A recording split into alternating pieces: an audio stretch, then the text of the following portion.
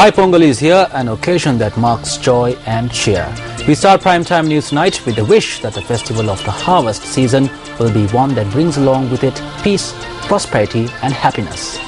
A very good evening and welcome. My name is Sonali Wanigababige. And I am Shahin Jurangpati. Let's first start off with a look at tonight's headlines. His Holiness Pope Francis departs to the Philippines.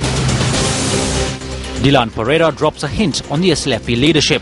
හෙට දිනේ වෙනකොට කලතාතුකෝරළ මැතිණියගේ ආණ්ඩුවේ ජනාධිපතිවරයා අපේ පක්ෂයේ නායකයා වෙනවා.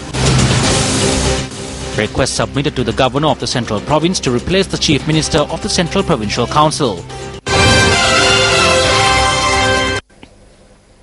His Holiness Pope Francis departed from Sri Lanka this morning to the next destination on his tour of Asia, Manila, Philippines. The Pope left for the Philippines on an aircraft belonging to Sri Lankan Airlines.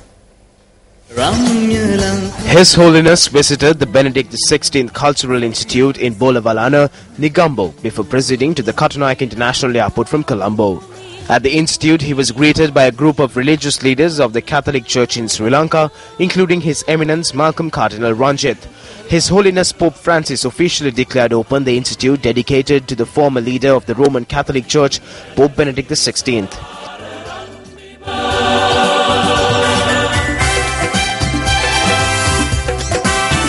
Following prayers, Pope Francis arrived at the Bandaranaike International Airport for departure. At the airport, Pope Francis' official farewell ceremony got underway under the auspices of President Maithripala Sirisena. A group of ministers, including Prime Minister Ranil Wickremesinghe, participated at the event.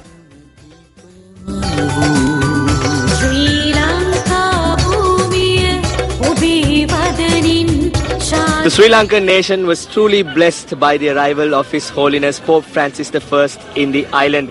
A holy mass and a service was carried out by His Holiness in two different locations in the island, where a multitude of Catholic people attended to receive the blessings of the visible leader of the Catholic Church. The Holy Father departed to the city of Manila in Philippines. We at News First wishes His Holiness a safe journey.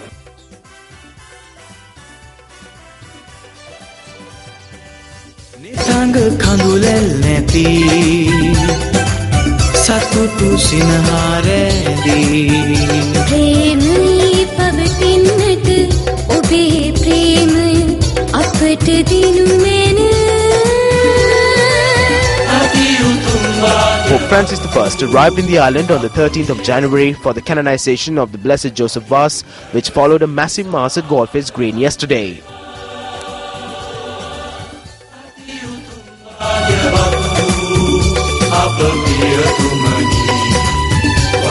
Following the Mass, Pope Francis visited the Shrine of Madhu in Lana last evening and conducted a special prayer service there.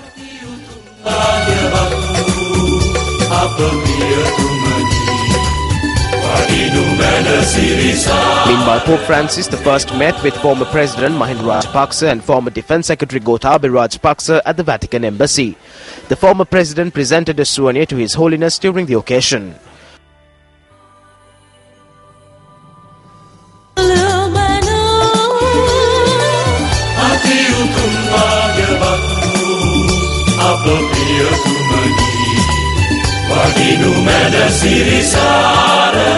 Pope Francis also called on the chairman of the Sri Lanka Mahabodhi Society, Venerable Banagalu Patissatero, last evening at the Maliga Kanda Agroshravaka Mahavyaraya.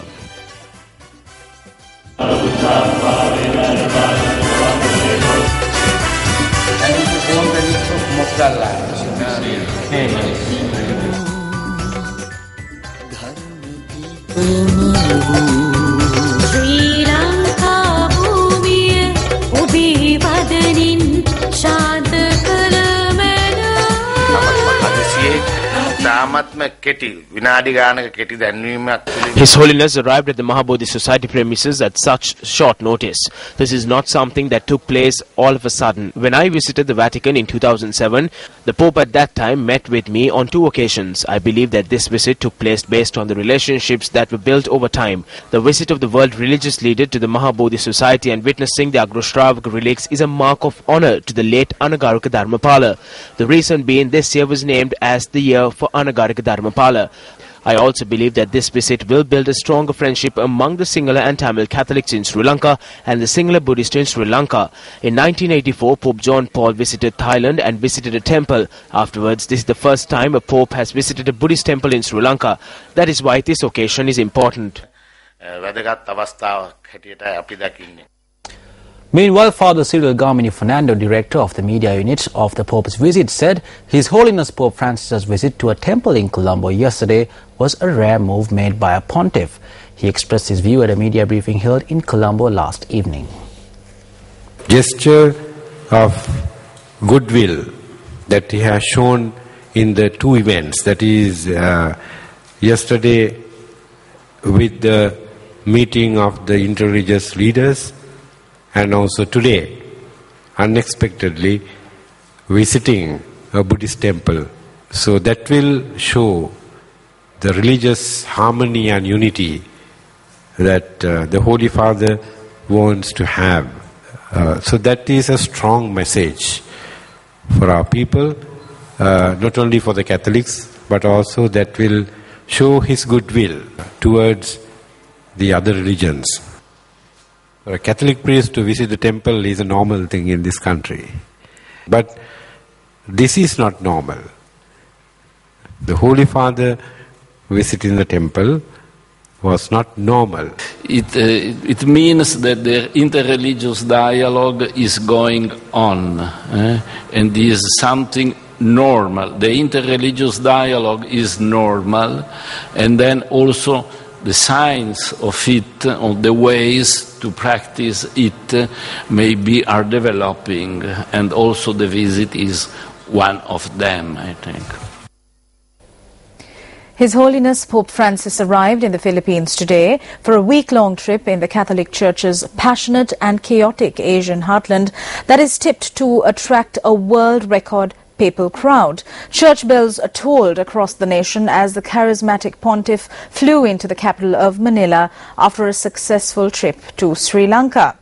His Holiness Pope Francis has said his two-nation tour is aimed at adding momentum to already impressive growth for the Church in Asia, with its support in the Philippines the benchmark for the rest of the region. 80% of the former Spanish colony's 100 million people practice a famously fervent brand of Catholicism, and the Pope is set to enjoy thunderously enthusiastic crowds throughout his stay. Hindu devotees around the world celebrate the holy festival of Thai Pongal today. Traditionally celebrated at harvest time, Hindus celebrate the prosperity associated with the harvest by thanking the sun god, the rain and farm animals that have helped yield the harvest. According to the Hindu calendar, the first month of the year is known as Thai, while Pongal refers to the dawn. Therefore, Thai Pongal is also known as the dawn of the new year. A special ritual which takes place during Thai Pongal is the offering of the first portion of the new harvest to the sun god. The Hindus believe that the path ahead is made clear with the dawn of the new year. Thereby, this festival, which is done in conjunction with nature, is of great significance to Hindu devotees. With the rising of the sun, Hindu devotees engage in religious activities to celebrate Thai Pongal today. The tradition where rice from the new harvest, syrup from a new stick of sugarcane, milk rice made with the use of cow's milk and turmeric are given as an offering to the sun is an important tradition adhered to during Thai Pongal.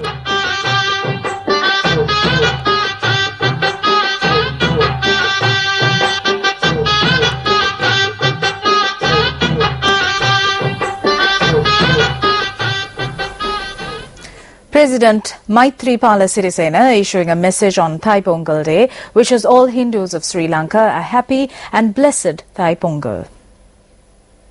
In his message to mark Thai Pongal, President Maithripala Sirisena says that this festival marks the traditional renewal of links between humans, the deities and the nature, and the unity of people in worship and thanksgiving for blessings received with abundant hope for success in the future.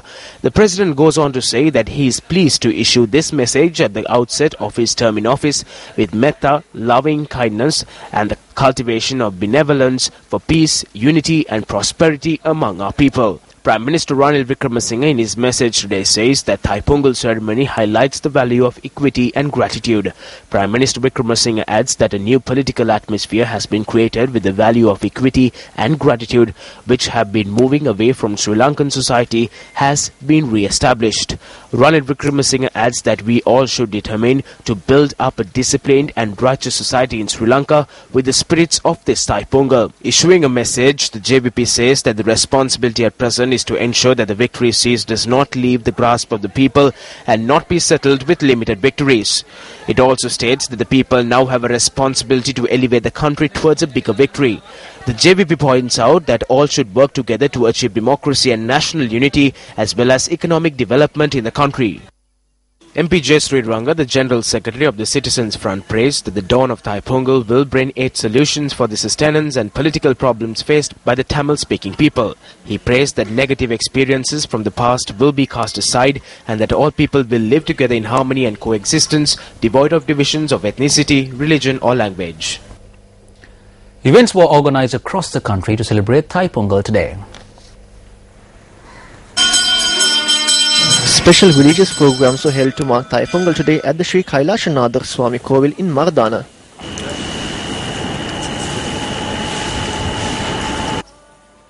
A special Thai Pongal ceremony was organized at the Matara prison today. The ceremony was organized by the superintendent of the prison and other officials.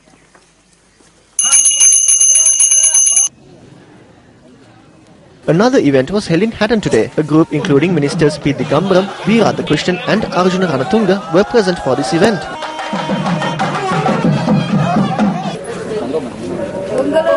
අපි දකිනවා විශේෂයෙන් මේ කඳුරට ඉන්න කඳුකරේ ඉන්න තමුන්නාන්සලා. When we look at how you in the upcountry have been living in these line houses, we feel that a grave injustice has been done to you. You need to think whether your leaders did justice to you. We will discuss this with President Maithripala Sirisena and Prime Minister Ranil Wickremesinghe, and we promise that housing facilities will be given to the Tamil community who are living as labourers. පහසුකම අපි ලබලා දෙනවා කියලා.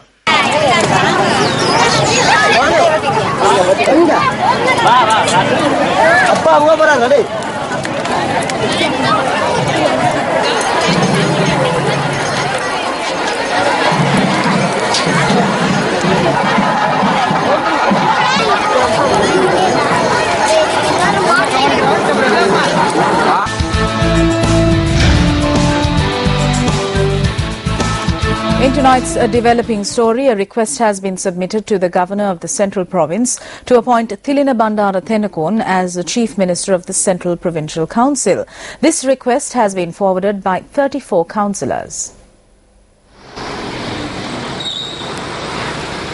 Opposition leader of the Central Provincial Council, Ranjit Aluvihare, and a group of opposition councillors had submitted a request to Governor Tikiri Kobbak Hadua while proceedings of the council were underway, presided by Chief Minister Sarath Ekanaika. According to the Governor of the Central Province, the councillors made this request via affidavits. The Governor went on to say that 32 of the councillors visited his office to confirm this request.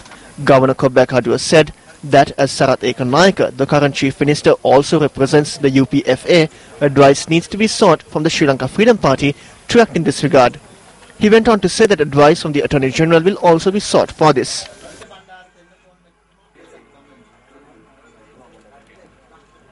I have informed him that I will submit the 2 decisions tomorrow morning. At this occasion, I will take the necessary action as the Governor of the Central Province and the accountable representative of the President.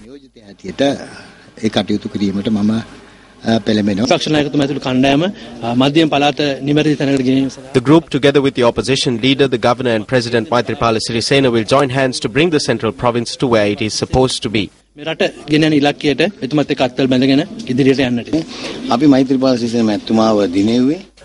President Maithripala Sirisena into power because of good governance. What we are happy about is that the 2 parties have come together and have become one national government. Not only will there be a national government in Parliament, but there will also be a national government in the provincial councils and the Pradeshia Sabhas.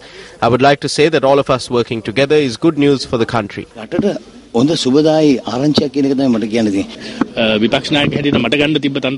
the leader of the opposition, I have sacrificed the post that was given to me, and I will work with President Maithripala Sirisena and Prime Minister Ranil Wickremesinghe And I have also given an opportunity to Tennakoon because we need this change. We will all render our support to manifest this change as well as bring some development to the central province. මෙතනදී විශේෂයෙන්ම මම ශ්‍රී ලංකා නිදහස් පක්ෂයේ කෙනෙක් විදිහට අපේ ගරු Maithripala As a representative of the SLFP, I have decided to render my complete support to our President Maithripala Sirisena. President Maithripala Sirisena has been appointed as the President of the SLFP, and when I mean appointed, our former President gave it to him. There is no problem. Now we will sign this and see what happens. If he says that I have to leave, then I have to follow his order. He is the President. Should we leave just because of a paper with signatures on it? අයින් වෙන්න මෙහෙමයි කියලා කියනවා නම් අපි පිළිගන්න. ඒ ජනාධිපතිතුමා නැතුව මේ කොලාස්සම් කරලා දුන්න පළියට අපි එහෙම යනවා. The opposition of the Sabaragamuwa Provincial Council convened a media briefing this evening.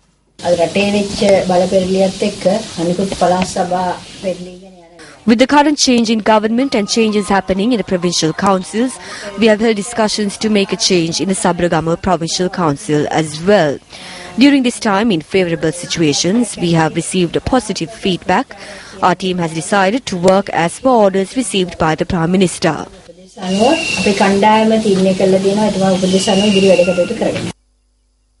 The United People's Freedom Alliance holds a majority in the Sabaragamuwa Provincial Council with 28 councillors, while the UNP opposition holds only 14 seats. The CWC has 2 seats in the Sabaragamuwa Provincial Council. However, with the announcement of the presidential election, leader of the council Jati Saranavira pledged support to President Maithripala Sirisena. The United People's Freedom Alliance holds power in the Western Provincial Council with 56 seats. However, its composition changed with 4 councillors pledging support to Maithripala Sirisena. However, 2 members each from the Democratic Party and the Sri Lanka Muslim Congress joined the UPFA, and Chief Minister Prasanna Ranatunga emphasises that he continues to hold a majority in the Western Provincial Council.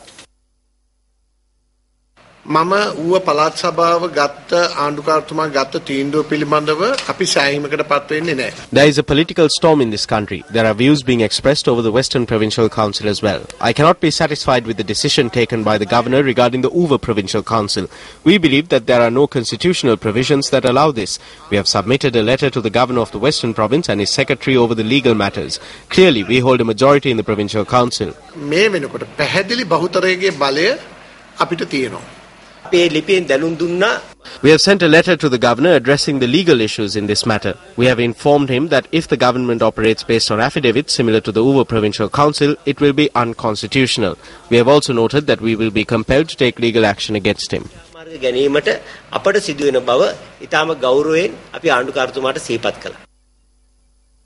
Opposition leader of the Uva Provincial Council, Harin Fernando, took oaths as the Chief Minister of the province yesterday. Harin Fernando received the support of 18 provincial councillors, including 12 from the UNP and 6 from the UPFA. UPFA councillors of the North-Western Provincial Council, Ashoka Vadigamangawa and Lakshman Vedaruwa, have pledged support to Maithripala Sirisena. The opposition was strengthened with the crossover of the SLMC, which also holds 2 seats of the council. The composition of the North Central Provincial Council, where the UPFA holds 21 seats, also changed following the announcement of the presidential election. This was following the crossover of Provincial Minister Peshala Jayawatna and Councillor P.B. Disanayaka. However, the opposition leader of the council, Kings Nelson, pledged support to the UPFA. Power in the UPFA-governed Eastern Provincial Council too is now uncertain. This was following the crossover of 7 SLMC councillors and 2 ACMC councillors. The number of opposition seats increased further following the crossover of a National Congress councillor and Councillor Priyantha Patirana.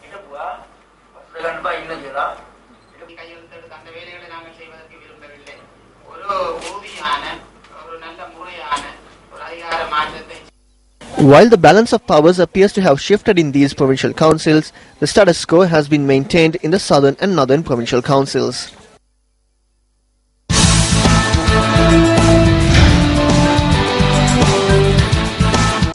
Party crossovers is a topic that has come under much discussion in the recent past, and it continues to be on the tips of most tongues at present.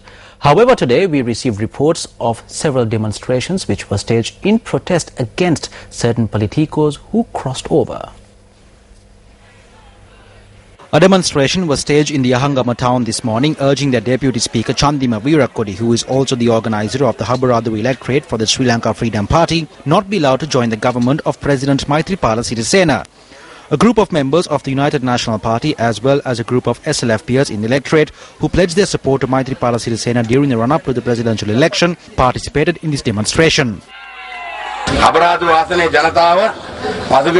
16,000 more votes were cast from the Habaradu electorate in comparison to the previous election, with the intention of ousting its organizer Chandima Weerakkodi. This is because the ethanol and drug peddlers have been placed high in this area. So the people are against this. He has a land in the Unawatnakanda area. These are state-owned lands which have been bought illegally. So for the fear of these things surfacing and the fear of going to jail, he is trying to lean towards us for help.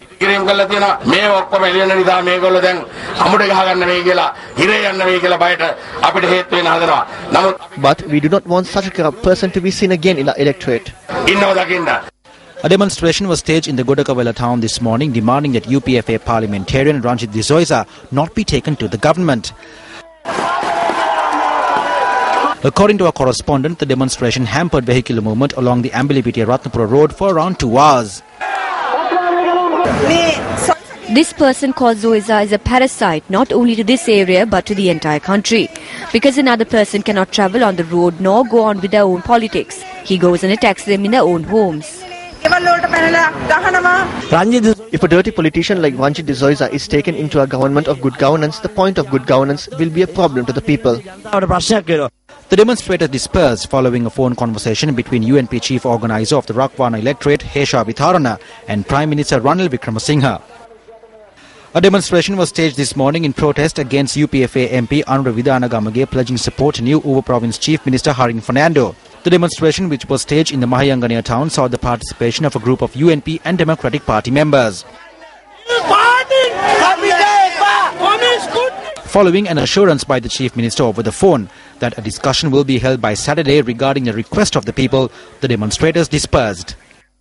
However, former UNP member of the Mahayanganaya Pradesh Sabha Surasena Mapatanage, who was also at the demonstration, continued demonstrating towards the evening atop a communications tower close to the Mahayanganaya Rajama Viharya. Our correspondent said that the former Pradesh Sabha member ended his demonstration following a written assurance from the Chief Minister. Meanwhile, a demonstration was staged in the Valimanda town against former leader of the Uva Provincial Council, A.M. Buddhadasa, pledging support to new Uva Province Chief Minister Harin Fernando and joining the ruling party. It is my belief that A.M. Buddhadasa has several liquor establishments in every town. We created a Maitri rule with the greatest difficulty, and in no way are we in favour of Buddhadasa joining the government to destroy the Maitri rule. We urge the Prime Minister, if the activities are to function successfully in this area, Buddhadasa must be removed from the Provincial Council and solutions be provided to us. Amidst this demonstration, 4 people climbed atop the clock tower in the town to show their support to the protest. Our correspondent said that the demonstrators dispersed after the Prime Minister addressed them via telephone and explained the situation. A media briefing was convened by the alternate group of the Mahajana Eksat Peramuna today. There were many occasions in which governments were toppled and where new governments have emerged consisting of persons who have constantly tried to make a change. They were hindered in their attempts. It does not matter how much planning the government does. We have witnessed many occasions where corrupt individuals have tried to fill their pockets by misusing their positions. That is why we are hoping that under the government of Maithripala Sirisena, we will see good governance, and we request that he does not involve thieves and charlatans.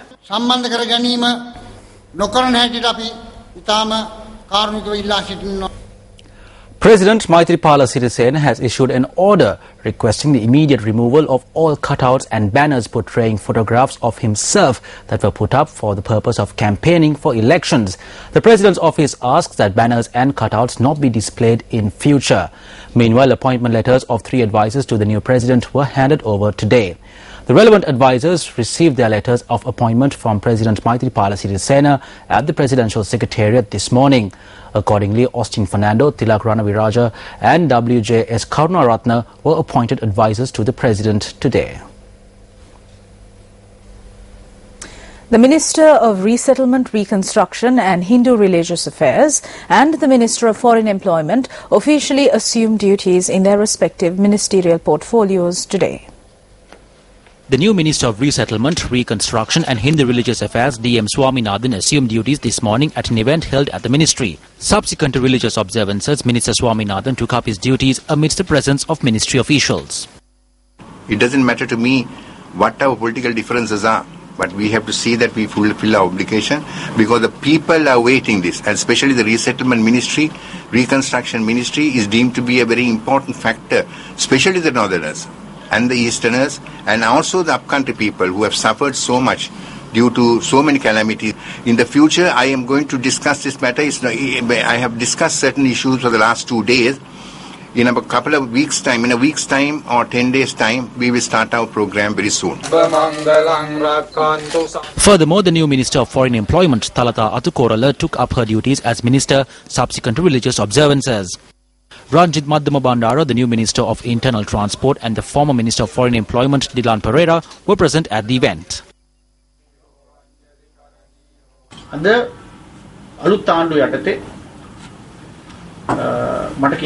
Under this new government, I can say that today would be the final day that Maithripala Sirisena will be the president who does not hold the position of chairman of our party. Tomorrow, the president of the government of Thalata Atukorala will be the leader of our party. From tomorrow, we will be seated in the opposition in parliament. The leader of your government will fight against your new government as the leader of our party from outside the parliament. I wish you and your staff a better future through a Maitri rule. Today, the Prime Minister is the leader of the UNP and the President is the SLFP leader. He will take up his new appointment tomorrow. Hence, we will now be able to forge ahead on a new political journey, casting aside revengeful politics. There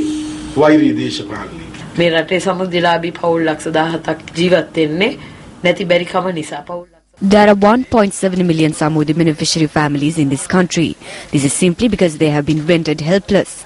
There are 5.1 million families in the country, and 1.7 of those families are living below the poverty line. I will not be content with the decision to provide fraction of the population with benefits. I will not hesitate to do the right thing and take action on wrongdoings.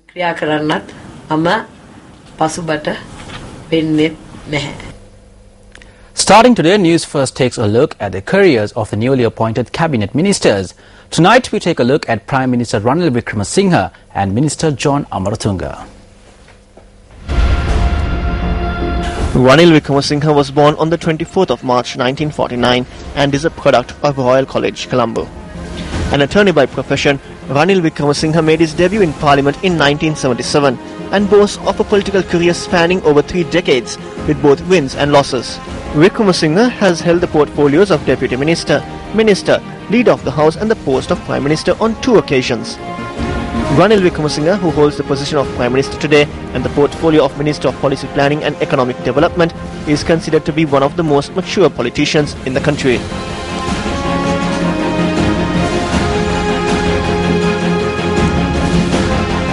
John Anthony Emmanuel Amaratunga was born on the 21st of May 1940 and received his education at the Mazenod College, Kandana and St. Joseph's College, Gampaha.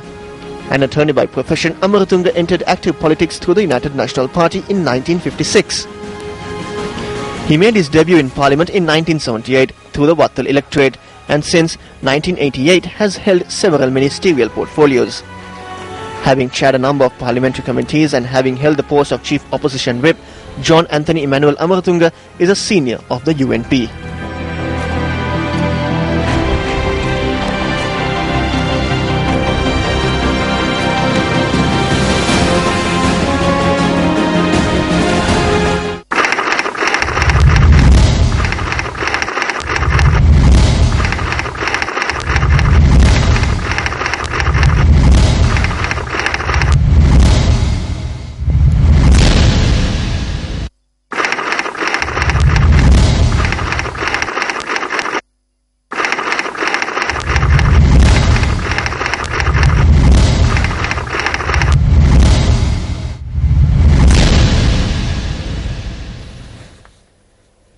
Now, Sri Lankans have taken to Facebook to express their opinion in more creative ways over the presidential elections. Here are a few selected posts. Deception only leads to destruction. There's always a good time for hoppers.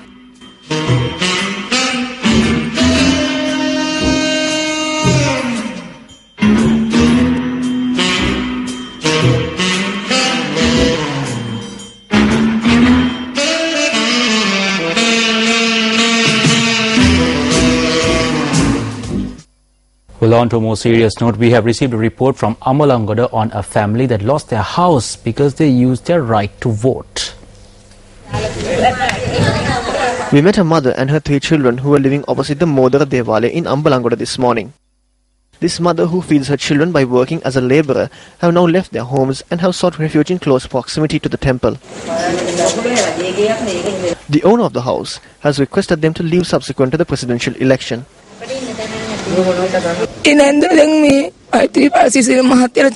They asked me to leave before the 15th or 25th because I voted for Maithripala Sirisena. I am staying here with my 11-year-old daughter because I have no place to live. What will be the fate of this family who lost their house only because they used their right to vote? I request all public representatives who are watching this and the son of Ranasinghe Premadasa, Sajith Premadasa, to grant them a house as soon as possible.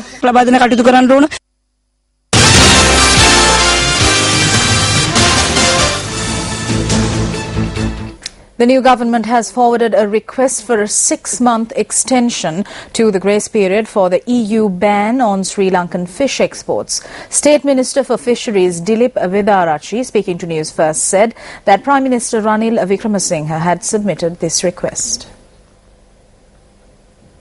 Over the recent past, the EU warned Sri Lanka for not abiding with international standards when engaging in fishing. Therefore, the EU decided to grant a grace period for Sri Lanka to ensure adherence to international standards before the imposition of a ban. The grace period granted by the EU was to end today.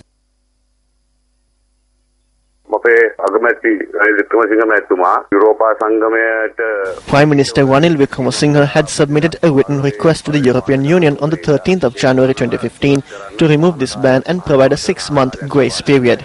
He noted that they would adhere to the international standards. Because the EU did not have faith in the previous administration, and because they now have faith in the new government, the new president and the new Prime Minister, I believe that we will receive this extension to the grace period.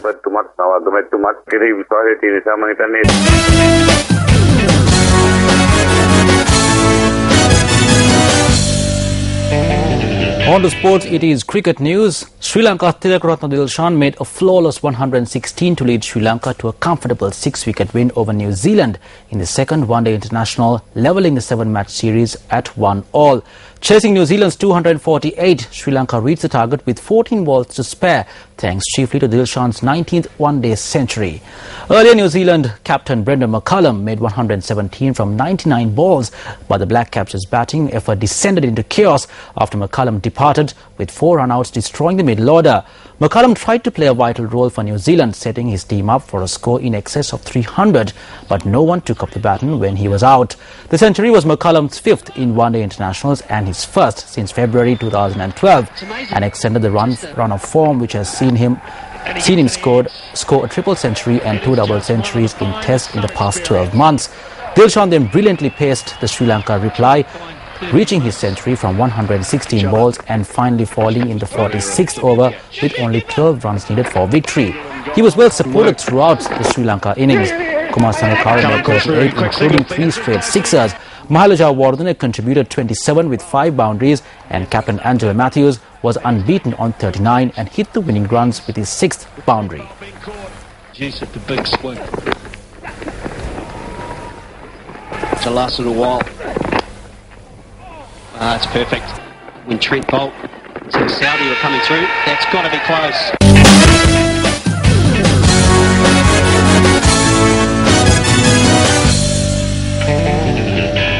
And that's a wrap from all of us at News First. I'm Sonali Manigabatke. And I'm Shahin Rampati. Good night.